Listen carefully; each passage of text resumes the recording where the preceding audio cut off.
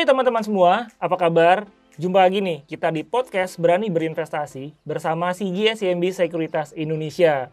Nah, kali ini pasti ada yang beda. Karena kalau kalian lihat, kita tampilannya pasti juga udah beda ya. Di podcast kali ini, kalian bisa langsung ngelihat wajah kita nih. Kali ini, di podcastnya kalian ditemani oleh saya, Aditya Perdana, dan rekan saya, Fani Suherman. Nah, kita berdua dari Retail Research Analyst ya, Van? Yep. CGS CIMB Sekuritas Indonesia. Nah, Van, kita tentunya juga mau ngucapin ya ke teman-teman ya. Karena walaupun sudah lewat nih 2 minggu ya, Van ya. Benar-benar. Nah, makanya nih mudah-mudahan teman-teman semua yang tahun lalunya investasinya cukup sukses ya, cuan besar, mudah-mudahan tahun ini makin sukses lagi ya, Van. Benar, dan pastinya supaya teman-teman semua tetap sehat-sehat selalu nih. Nah, itu penting banget ya, Van ya. Karena memang kesehatan adalah nomor 1 supaya investasi bisa lancar. Oke, Van. Nah, menarik banget nih pastinya. Seperti di podcast-podcast sebelumnya, kita ingin memberikan sesuatu yang beda nih mengenai insight nih, Van. Nah, kali ini nih, Van, ini menarik banget nih. Karena saya ingin banyak menanya terhadap ke kamu ya, mengenai kenaikan dari kasus Omicron.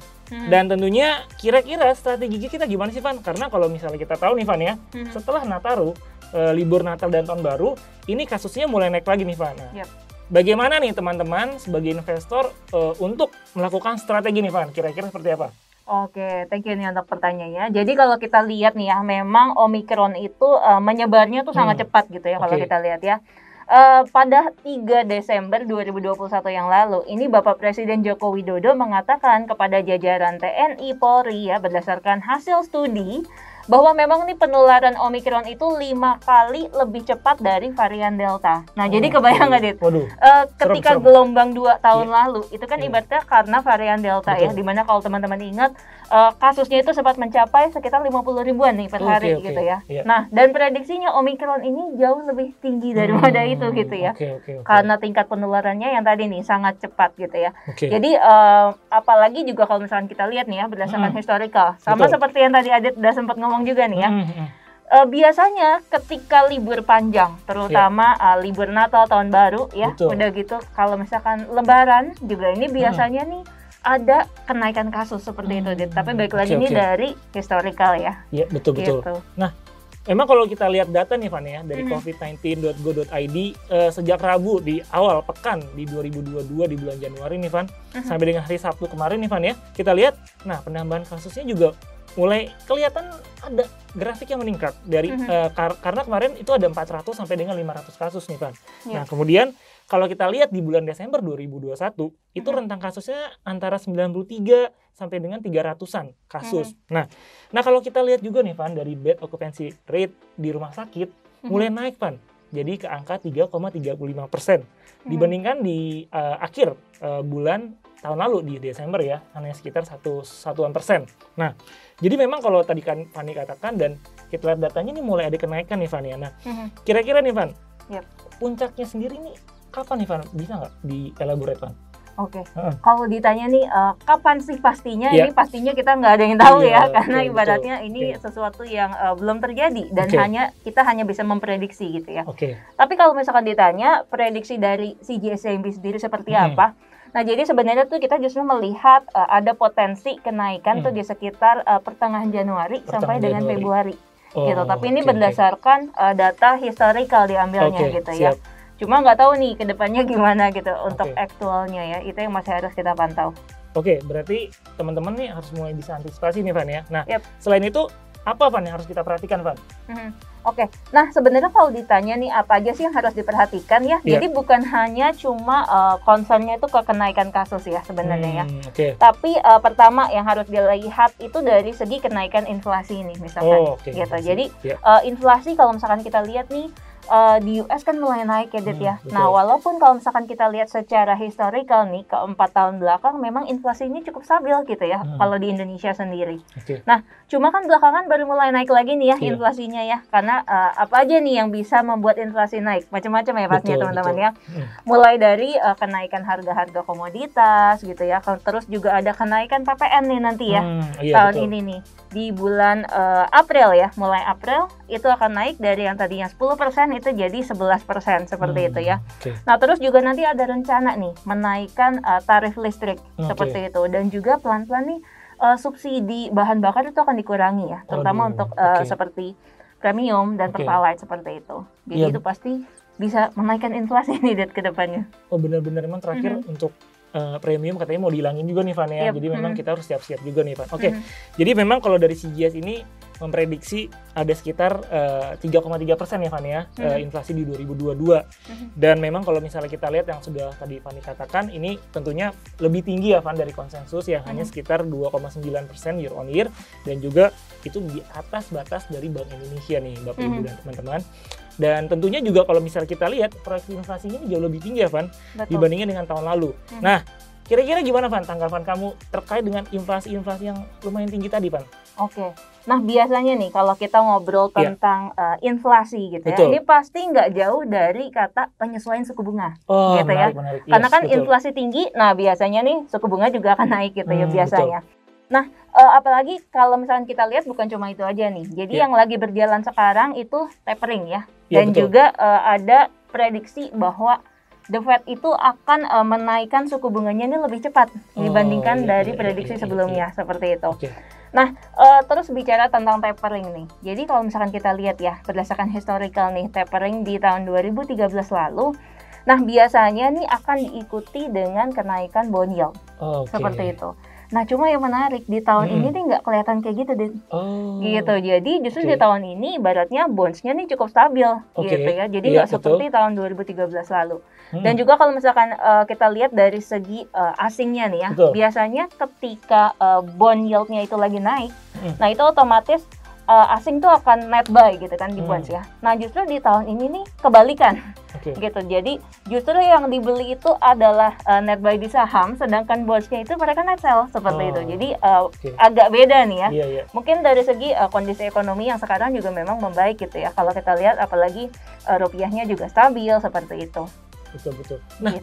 menarik banget nih Van. Mhm. Nah, ngomong-ngomong terakhir tadi kamu katakan mengenai rupiah nih Van. Karena kalau misalnya kita lihat sejauh ini rupiah di tahun 2021 tuh cukup bagus ya.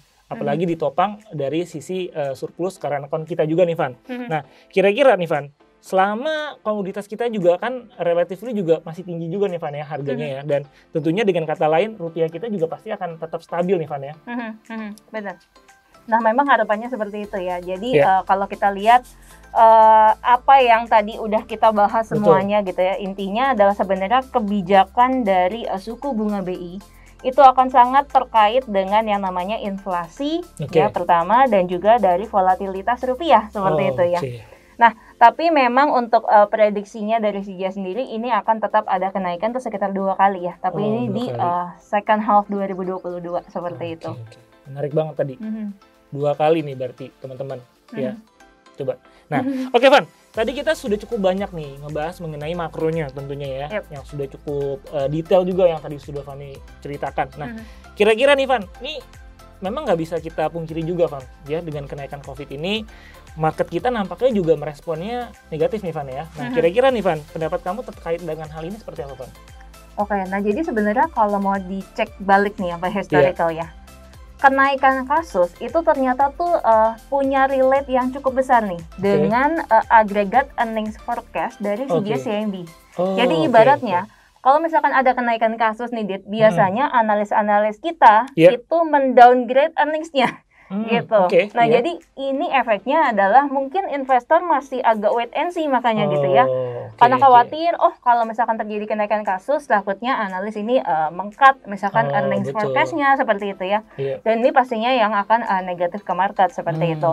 Siap. Nah, terus volatilitas juga kita lihat ke depan tuh pasti masih akan tinggi ya, karena masih adanya ketidakpastian The Fed nih, seperti itu ya. Oleh karena itu, saran kita lebih kemana sih strateginya? Betul. Sebenarnya ini lebih harus lihat ke saham-saham yang defensif, Ya. seperti itu ya. Oke. Nah, untuk top picks-nya sendiri itu ada di BBCA dan juga Telkom dari CGS CIMB. Wah, menarik banget nih. Mhm. Jadi sampai dengan sejauh ini sudah banyak banget informasi yang bisa teman-teman dengarkan dan juga dapatkan nih Van ya. Nah, Yep. terkait dari saham yang tadi 2 tadi Van, Mhm. ada nggak saham-saham lain yang bisa kita perhatikan Van? Oh, ada banyak nih. Waduh, menarik banget nih. Yep. Pasti pengen tahu. Jadi yang pertama ya ada BBRI Iya. untuk banknya ya. Terus ada Mandiri, Iya. BNI. Mhm. Nah, untuk bank digitalnya nih Arto. Oke. Kemudian kalau yang relate dengan kesehatannya gitu Oh, ya. iya. Ini ada KLBF dan juga HEL, dan juga ada Ace Hardware sama Cepin. Wah, lengkap banget, Van. Pastinya. Nah, tapi kurang lengkap. Karena kita masih pengen tahu target price-nya, Van. Oke. Bisa nggak dikasih tahu ke teman-teman? Bisa dong. Nah, untuk BCA nih ya. Jadi BCA rating dari kita itu masih hold. Target price-nya ini di 8.100. Ini target price fundamental ya. Jadi lebih ke arah long term ya. Kemudian untuk Telkom ini ratingnya masih at, target price-nya itu di 4.250. Kemudian untuk BBRI ini juga at, target price-nya itu di 5.000. Kemudian untuk Mandiri ini juga masih at, target price di 8.300. Kemudian untuk BNI ya, ini juga at, target price di 8.710. Kemudian untuk Arto ini juga ratingnya masih at, target price di 20.000. Kemudian Kalbe ini masih at, target price di 17.50. Kemudian untuk HEL ini juga at, target price di 1.300.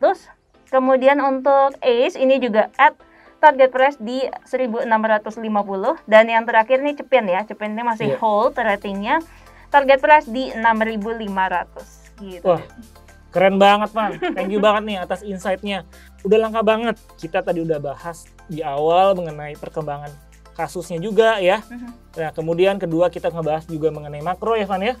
Kemudian ketiga juga ditambah bagaimana perkembangan dari yang saat ini ada ya di kita, dari kasusnya, strategi apa yang bisa kalian dapatkan gitu ya teman-teman ya, lakukan. Kemudian juga pilihan sahamnya dan terakhir target price-nya. Jadi lengkap sudah di podcast Berani Berinvestasi kali ini. Nah, tentunya kita berdua pengen selalu memberikan yang terbaik ya, Van? Betul. Pastinya kita akan selalu updatein ya kira-kira apa sih yang terbaru dan insight-insight apa nih kira-kira yang menarik untuk kita berikan ke teman-teman semua. Betul. Apalagi di tahun yang baru ini pengennya kita semua bisa memberikan terbaik, cuan terus ya, Van ya? Betul.